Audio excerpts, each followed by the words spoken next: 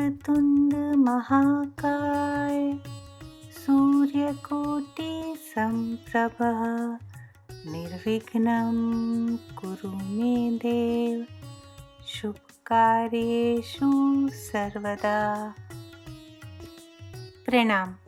आज के चलचित्र में हम देखेंगे दीपावली पूजन का महत्व, लक्ष्मी पूजन का महत्व और इतिहास। हिंदू धर्म, बौद्ध धर्म, जैन धर्म, सिख धर्म, इन सभी में दीपावली पूजन का क्या महत्व है और क्या परंपराएं हैं, इस बारे में आज का चलचित्र है। पहले दीपावली शब्द की उत्पत्ति पे बात कर लेते हैं। दीपावली शब्द संस्कृत के 2 शब्दों से बना है। दीप अर्थात दीपक, आवली अर्थात पंक्तियाँ।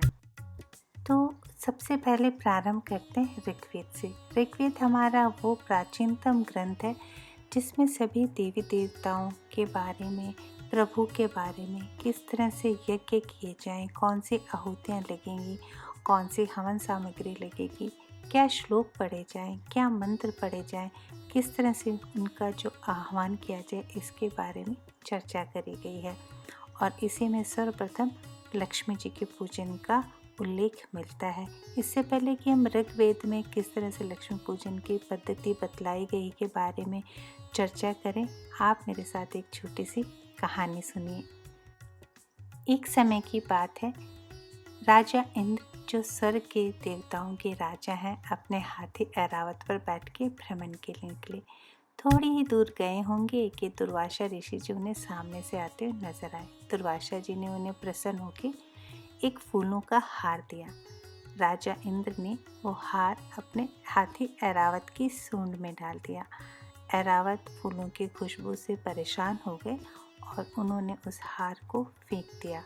बस क्या था, दुर्वासा जी को बहुत तेज गुस्सा आया। क्रोध में उन्होंने इंद्र राजा देवता को कहा कि आपकी अभी से सभी शक्तियाँ नष्ट हो जाएंगी। ना सिर्फ आपकी शक्तियाँ नष्ट होंगी, बल्कि आपके अधीन जितने भी देवी देवता हैं, उन सभी की शक्तियाँ नष्ट हो जाएंगी। राजा इंद्र भयभीत हो गए और उन्होंने दुर्वासा जी के सामने काफ़ी प्रार्थना करी कि वो अपना श्राप वापस लें या उसे कम कर दें। लेकिन दुर्वासा ऋषि जी ने ना तो श्राप वापस लिया, ना ही उसका प्रभाव कम किया। बस फिर क्या था, राजा इंद्र के साथ सभी देवी देवताओं की शक्तियाँ पल भर में क्षीण हो गई। उस समय महाबली पृथ्वी पर राज कर रहे थे। महाबली एक दैत्य थे और भक्त प्रहलाद, जो होलिका दहन में जिनकी हम पूजा करते हैं, उनके पोते थे। उन्होंने शीघ्र ही देवी देवताओं को हराना प्रारंभ कर दिया। राजा इंद्र भयभीत हो गए और अपने देवी देवताओं के साथ वो भगवान विष्णु जी की शरण में पहुंच गए। भगवान ने एक उपाय सुझाया और कहा कि अगर हम क्षीर सागर का मंथन करें तो उसमें से अमृत कलश निकलेगा और सदैव के लिए आप सभी भयमुक्त हो जाएंगे। समुद्र मंथन कार्तिक की अमावस्या को हुआ और समुद्र मंथन से अमृत, बहुत सारी शक्तियाँ, धन, वैभव उत्पन्न हुआ और साथ ही प्रकट हुई देवीय शक्ति माँ लक्ष्मी जी। माँ लक्ष्मी जी ने प्रकट होते हुए प्रभु विष्णु जी को अपना पति चुन लिया और कार्तिक माह की अमावस्या के दिन ही दोनों का विवाह भी संपन्न हो गया। और इसी दिन प्रभु ने वामन अवतार लिया।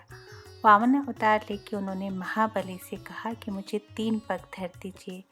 महाबली प्रभु की महिमा समझ नहीं पाए।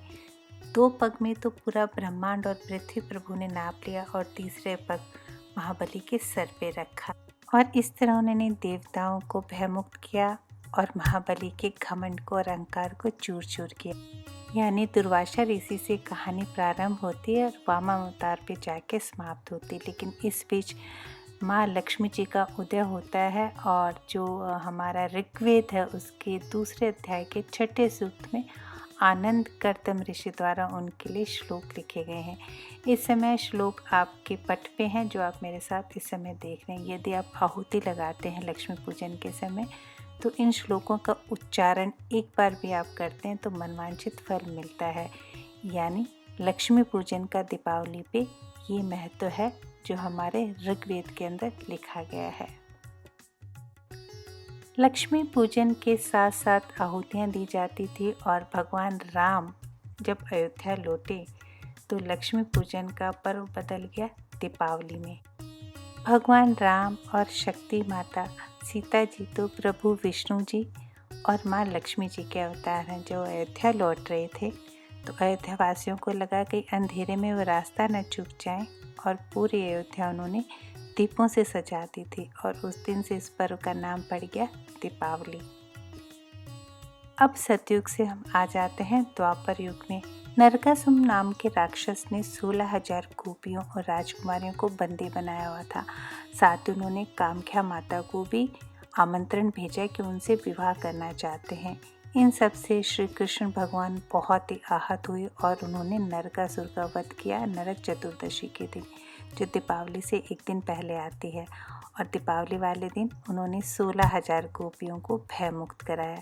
ये भी माना जाता है कि दरअसल ये 16,000 गोपियाँ नहीं, शक्तियाँ थी जिनका श्री कृष्ण जी ने दीपावली के दिन स्वयं वरण किया था और बहुत शक्तिशाली हो गए थे।